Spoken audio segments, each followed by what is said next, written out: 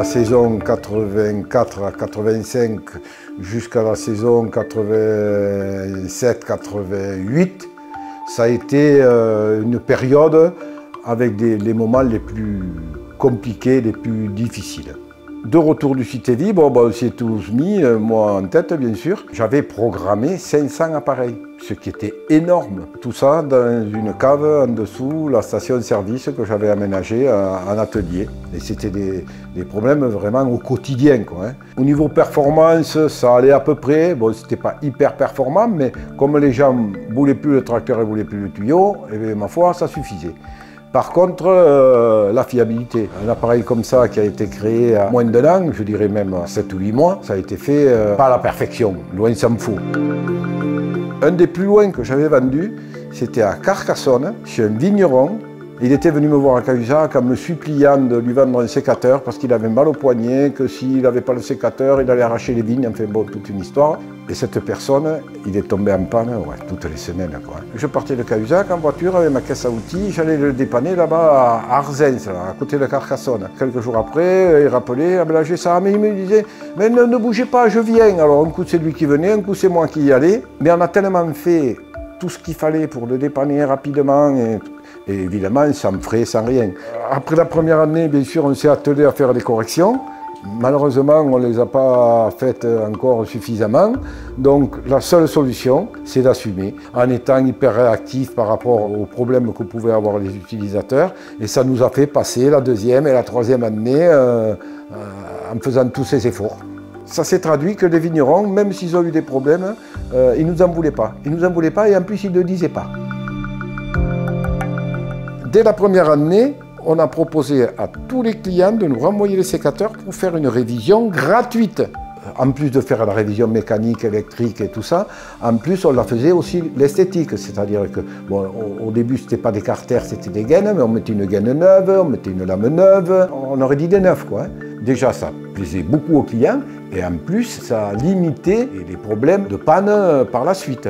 Mais dans ma tête, c'était après arriver à faire des révisions intersaison payantes qui nous permettraient de passer entre les deux tailles, avril, mai, juin, juillet, proposer à nos clients des révisions payantes, pas trop chères, mais que ça amortisse les frais de personnel de ces périodes creuses, quoi. Ça n'a jamais eu un rapport financier important, mais ça couvrait les frais et ça satisfaisait le client. Au Cité-Vie, on a pris une immensité de démonstrations à faire pour l'hiver avec des clients et avec des revendeurs. Dès que la saison a été finie, on a commencé à visiter tous ces clients directs et tous ces revendeurs et à prendre des commandes pour la saison d'après. Je crois que c'est autour de 3000 appareils en commande. Donc il fallait passer de 500 appareils fabriqués à 3000. Vu l'ampleur que ça commençait à prendre, j'ai décidé de créer la société Infaco. Bon, Infaco, je pense que la plupart des gens le savent, c'est innovation, fabrication, commercialisation. Dès le départ, on a commencé à mettre évidemment Michel dans la société et nos 2 enfants. Donc Infaco, dès le départ, ça a été une société familiale. Bien qu'ils étaient tout gamins, mais bon, avec un bureau dans un petit bungalow posé au-dessus de la station, une secrétaire, Michel encore s'occupait de la station. 3000 appareils en commande. On a commencé à les livrer au mois d'octobre, au mois de novembre, au mois de décembre, sauf que ces appareils, au niveau fiabilité, il y a eu du progrès, mais ce n'était pas encore le top du top. Le souci, évidemment, c'était vite de corriger les imperfections. Donc ça a refroidi un peu quelques revendeurs surtout, et quelques clients. Bon, on en a quand même vendu plus de 2000. Et on a rattaqué donc une troisième saison, on est tombé de 2000 à 700. Donc ça a été assez dur à passer, mais on l'a passé, on a fait attention à tout, on l'a passé. Ce qui nous a sauvés, c'est qu'on a assumé, plus que la normale. Les premiers vignerons qui nous ont acheté des sécateurs, qui sont tombés en panne, allez, je dirais au moins une fois, voire 2, voire 3 fois par semaine, dans le fil du temps, c'est devenu nos meilleurs ambassadeurs. Heureusement, ces premiers sécateurs, on les avait vendus localement, enfin Midi-Pyrénées maximum. Mais en 86, on s'est dit, bon, maintenant on va commencer à faire de l'export. Un de mes connaissances a insisté lourdement pour qu'on aille en Australie. Je n'étais pas sûr qu'on soit encore très fiable, à juste raison d'ailleurs. Mais bon, j'ai craqué et on est parti en Australie. Donc en Australie, on fait notre démonstration chez les importateurs avec des vignerons. Et là, pareil, succès, on veut devenir l'importateur, absolument, on est prêt à vous commander, je ne me rappelle pas, mais c'était quelque chose comme 500 sécateurs. Après, on revient de là-bas, fier comme tout. Mais moi, fier, mais craintif quand même. Quand c'est à Gaillac ou autre, bon, c'est assez facile à corriger à partir du moment où on assume. Mais en Australie, c'est un peu plus compliqué. Donc on a fait tout ce qu'on a pu, j'y suis même revenu, c'est pas passé et l'importateur au bout d'un moment il nous a dit non, non mais nous on vous renvoie tout et vous nous remboursez tout. Sauf que dans un démarrage avec des moyens limités, c'est très lourd de conséquences. Mais on l'a passé, on les a repris.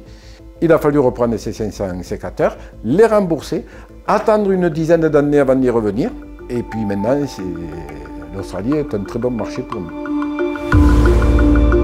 On a sorti donc un premier nouveau modèle, qui est donc la deuxième génération, mais raccourci, un peu plus performant, un peu plus léger. Il y avait une partie sous la tête du sécateur qui était plate. Et bon, ben, quand il y avait un piquet enfoncé, il tapait avec le sécateur dessus, et bon, ça, c'était pas trop bon. Et après, on est passé à l'électrocoupe qu'on a appelé l'électrocoupe plus, où là, il y avait quand même un changement un peu plus important dans le look, dans la présentation de l'appareil, bon, toujours pareil, dans la fiabilité, dans les performances, où on a décidé de mettre un motoréducteur plus léger et des batteries plus légères. On a supprimé la partie de la tête qui était plate pour qu'ils n'aient pas envie d'enfoncer les piquets avec. Et ça nous a fait aussi commencer à monter un peu plus, autour de 2000-2500 appareils. Un des moments les plus compliqués, je dirais même les plus terrifiants, quand on sort le modèle ElectroCoupe Plus. L'année d'avant, il était sorti un concurrent, une très grosse société, avec qui on se chamaillait sur les slogans publicitaires. C'était la taille assistée sans contrainte, et quand ils ont sorti leur sécateur, enfin la taille assistée sans contrainte est devenue réalité. Donc ça me chauffait un peu. Bon, surtout qu'à ce moment-là, j'étais aussi un peu virulent.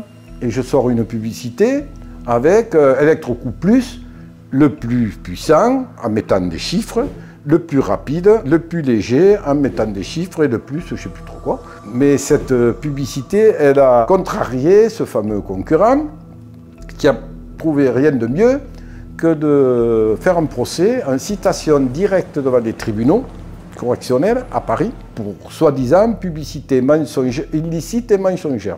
Bon, moi, pendant ces mois-là, je pense que à 90% de mon temps, je me suis occupé que de fournir des éléments à l'avocat, des attestations d'utilisateurs, d'organismes, de ceci, de cela. Mais on a eu une collaboration extraordinaire, ce qui a permis, heureusement, de gagner ce procès. Sinon, Infaco était...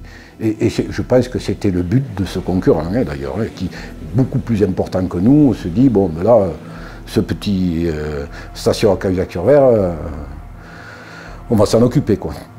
Au final, ils ont été condamnés pour procédure abusive dans le but de nuire à un concurrent. Ils ont fait appel, bien sûr, et en appel, ça a été confirmé. Heureusement, c'était une citation directe vers les tribunaux, donc ça a été très vite jugé, en quelques mois. Mais je peux vous dire que pendant cette période, c'était horrible pour moi, pour nous. Parce que si on perd ce procès, Infaco qui ne serait plus aujourd'hui, c'est fini, l'histoire est finie, quoi. Ce qui a énormément compté, bien sûr, c'est que j'avais le soutien complet de mon épouse, mais elle avait le mien. C'est-à-dire que quand c'est moi qui étais en fond du seau, parce que ça m'est arrivé d'en pleurer, mon épouse me soutenait. Et puis des fois, c'était elle qui était un peu dans le seau et c'est moi qui la soutenais. Donc on s'est soutenu l'autre pour tenir le choc dans ces moments très compliqués. À noter que le jour du procès, évidemment, j'étais présent, et surtout j'étais présent avec les deux mallettes. Notre mallette et la mallette de ce fameux concurrent. Je n'en dirai pas plus. 4 ans après, On a décidé de monter un atelier puisqu'on ne pouvait pas continuer à travailler dans le garage de la station. Et c'est là qu'on a réussi à avoir un site merveilleux. Là aussi, ça a été une fierté de pouvoir construire cet atelier au milieu des bois. Donc au bout de 4-5 ans, on était déjà une vingtaine, on travaillait dans de bonnes conditions. On a amélioré considérablement la fiabilité de l'appareil. Et après, les années d'après, la fiabilité était largement suffisante. Donc on est remonté de 700 à 800, à 1000, à 1200, à 1500 pour en arriver à ce qu'on fait aujourd'hui. Lancer cette fabrication, là, dans cet atelier avec les gars du village, c'était des moments vraiment privilégiés, quoi. C'était des bons moments, cette ambiance qu'on avait. On restait souvent le soir ensemble. Voilà, c'était des grands moments. Les relations que j'ai pu avoir avec, au début, les revendeurs, j'ai trouvé des amis. En plus de l'intérêt qu'ils avaient, eux et nous, de travailler ensemble, je ne dirais pas la plupart, mais on s'est suivis tout le long de l'histoire d'Infaco, et encore, même sans moi Infaco, ça continue dans le même esprit. Et je me suis fait énormément d'amis dans le milieu professionnel, énormément, et ça c'est du bonheur.